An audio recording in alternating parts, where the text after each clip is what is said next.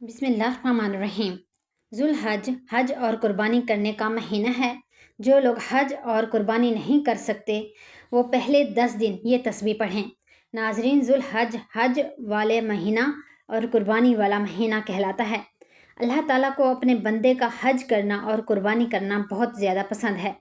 تو ایسے میں وہ لوگ یعنی اللہ کے وہ بندے جو حج نہیں کر سکتے، قربانی نہیں کر سکتے، تو ان لوگوں کے لیے اللہ پاک نے یہ خاص اعمال بتائے کہ وہ صحب سرات لوگوں کو دیکھ کر وہ مایوس نہ ہوں، بلکہ زیادہ سے زیادہ یہ تسبیح پڑھیں، یہ اعمال کریں، تاکہ اس مہینے میں ان کے برابر یا ان سے بھی زیادہ ان کو بھی اجر و ثواب ملے، بغیر حج کے حج کا ثواب ملے، بغیر قربانی کیے قربانی کا ثواب ملے۔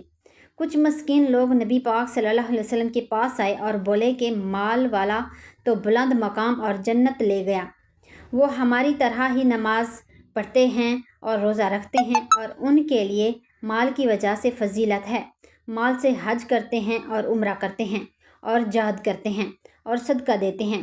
تو آپ صلی اللہ علیہ وسلم نے فرمایا کہ اب میں تمہیں ایسی بات نہ بتاؤں جس کی وجہ سے تم پہلے والوں کا درجہ پا سکو اور کوئی تمہیں تمہارے بعد نہ پا سکے، اور تم اپنے بھی سب سے اچھے بن جائیں، سوائے ان کے جو یہ ایسا عمل کریں۔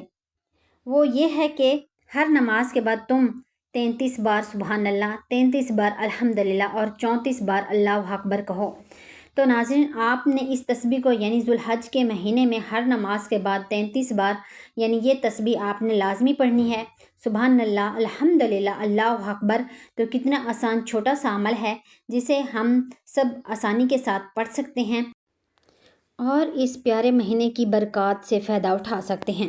ذوالحج کے پہلے 10 دن چلتے پھرتے سبحان اللہ، الحمدللہ، اللہ اکبر، لا الہ الا اللہ، اس تسبیح کو زیادہ سے زیادہ پڑھیں۔ آپ صلی اللہ علیہ وسلم نے اسی لیے اس تسبیح کو ذوالحج کے پہلے 10 دن پڑھنے کی بہت زیادہ تلقین فرمائی۔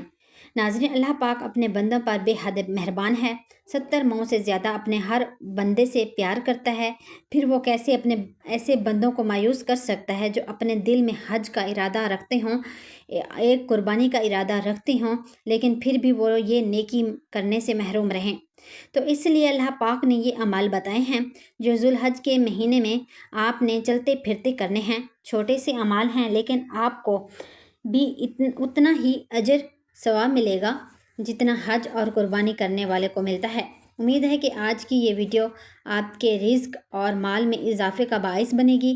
اگر آپ کو یہ معلوماتی اور ایمان افروز ویڈیو پسند آئی ہو تو اسے لائک ضرور کریں اور صدقہ جاریہ کی نیت سے اپنے دوستوں اور رشتہ داروں کے ساتھ شیئر کریں تاکہ کسی اور کا بھی بھلا ہو سکے۔ دین اسلام کی ایسی ہی خوبصورت باتیں اور مستند وظائف جاننے کے لیے ہمارے چینل کو سبسکرائب کریں۔ جزاک اللہ۔